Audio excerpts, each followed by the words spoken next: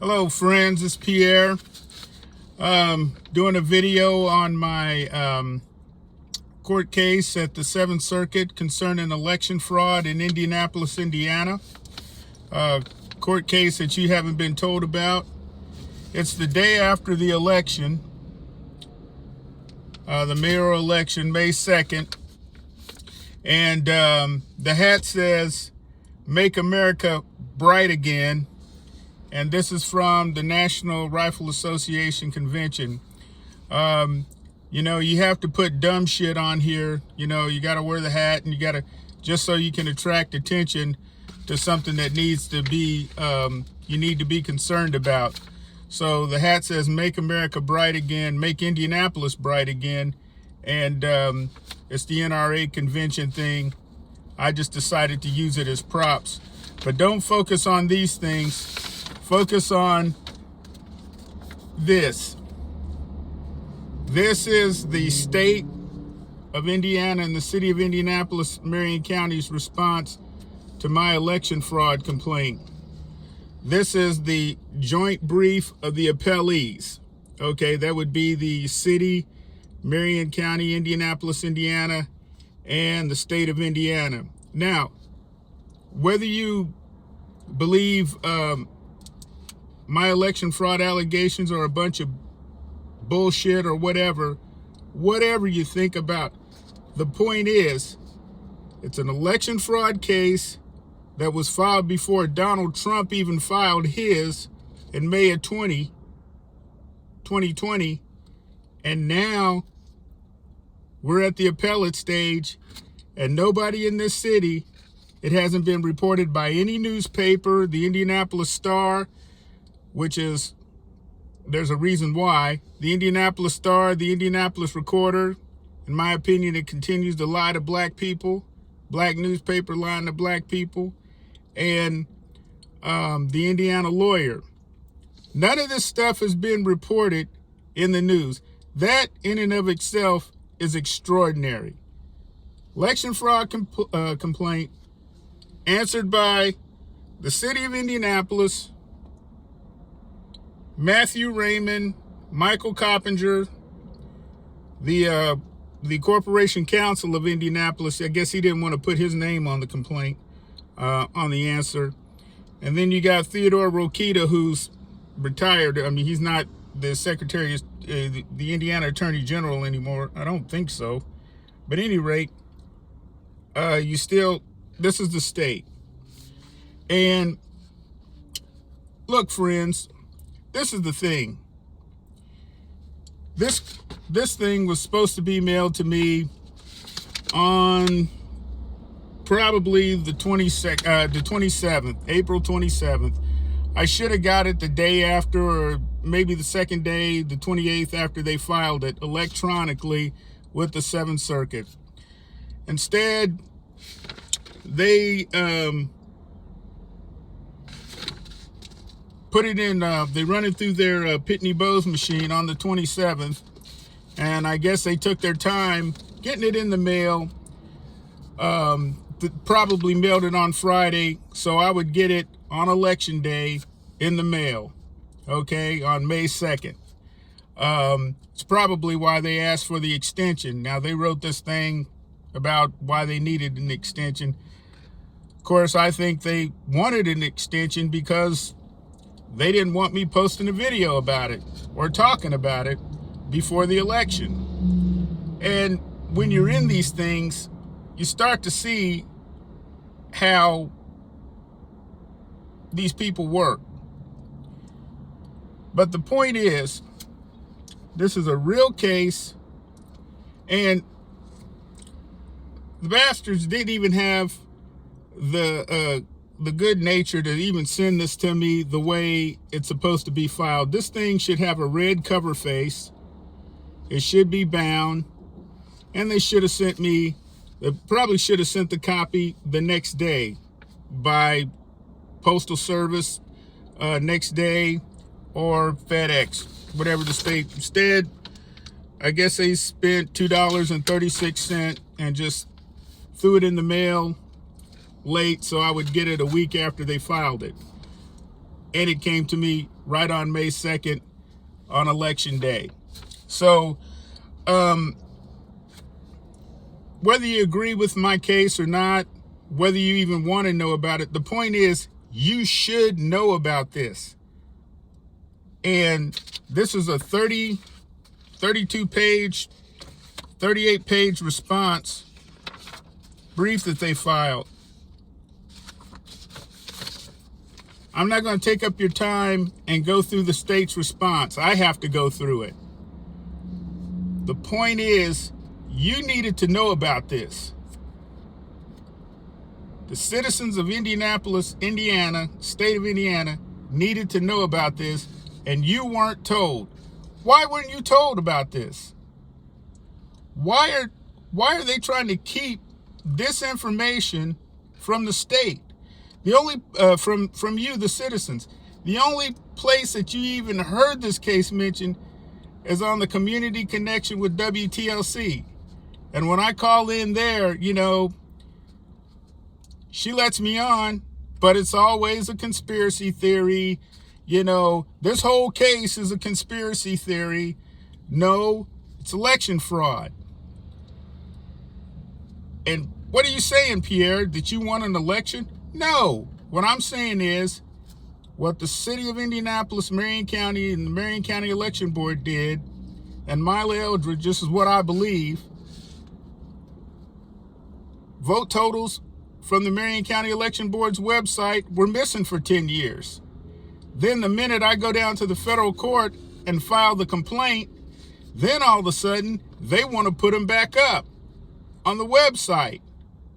Missing for 10 years, want to put it back up the minute I file an election fraud complaint. That's obstruction of justice. Yes, it is. And you don't even have to be an attorney to know that. That's obstruction. You can't go cleaning up the record when you're getting ready to get sued or you're being sued or you think or there might be an investigation. You can't do that. You can't. But they can because they're above the law. I don't want to hear this shit about no man's above the law. We don't run fraudulent elections in Indiana or in this country. Yes, we do. And I'm not talking about voter fraud. Voter fraud doesn't happen. Rarely. I'm talking about election fraud, where officials go in and play with the numbers. And that's what happened here in Marion County, in Indianapolis, Indiana. The point is, it was never investigated. Filed 2 complaints with the Marion County Election Board. They just ignored it. State police ignored it. Indianapolis Metropolitan Police Department ignored it. FBI ignored it. United States Attorney ignored it. Joe Hogshead was the United States Attorney at one point. This is real. But you're not going to know about it because they don't want you to know about it. And why are they keeping this information from you? Why? Shouldn't you be the one to decide if this stuff is real or not, or if it even matters? Shouldn't you, the citizen, want to know more or decide, hey, I don't want to know about it? But shouldn't you be the one to make that decision? The Indianapolis Star is supposed to be keeping you aware of what's going on. But the Indianapolis Star is represented by Barnes and Thornburg. Both of the judges on my case worked at Barnes and Thornburg. They got a relationship with Barnes and Thornburg. Now they're federal judges handling this case. You think the Indianapolis Star is going to print anything about this case? No. That's how Indianapolis works. So I'm just putting it out there. And here it is. And see, this is the type of way they disrespect me. They send me this bullshit. It's not bound. It's not in the red, with the red cover. They file it that way at the 7th Circuit, but, you know, this is the way they send it to me. throw it in the mail late, so I get it a week later, and I get it on election day. And they even asked for an extension. I asked for an extension, but they asked for an extension, and they made sure that I got this on election day. So as I can, have 30 days to talk about this before an election. So, video's long enough. It's been 10 minutes. The point is, we don't live in a democracy in Indianapolis, Indiana. I'm not going to put down everybody else's election systems because I don't know anything about it. I believe they're good election systems. I believe other municipalities run fair and accurate elections. But when you go to the length that these people went to keep this from the public, that's election fraud. I think I've proven my case, and while I've got you on here, people say, oh, everything's a conspiracy theory. Well, the judge in this case, Judge Sweeney, he could have ruled on this thing as early as probably the fall of 2021. Instead, he sat on this thing for almost a year. And on September 25th, I believe it's a Sunday, I was down at the Indianapolis Library. And I went on the Seventh Circuit's site where you file complaints against judges. And I was typing on the site, because I was going through and using the site's fill in the blank thing. And the very next day, Judge Sweeney rules on the case. And I get a copy of it on that Tuesday. I believe there's clear and convincing evidence that site is monitored. And if you go there and you type out a complaint against a judge on that site, they're going to know about it because they're looking at it. They don't tell you that, but I believe that site is monitored. And so I'm just putting all this in the video because I want there to be a video record of what I believe happened. This is serious. And it's being kept from the public in Indianapolis, Indiana. And Joe Hogsett, all of them know about it. But you don't know. And that's the way they want it. Okay, friends, thanks. It's been long enough. When there's a decision, watch for a decision. And we'll just go from there. Don't focus on this. It says Make America Bright Again. This is about a flashlight. This came from the National Rifle Association convention that was just here in Indianapolis. I went. But focus on this. You should have known about this. And they didn't tell you. They're not going to tell you. But it's a conspiracy. It's a conspiracy.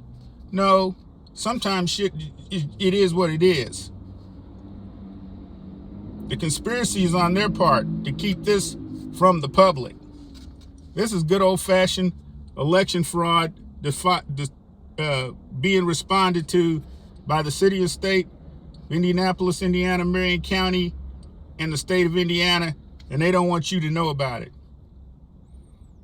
I mean, you can't make this stuff up. So this will go on my YouTube channel, and thanks for watching.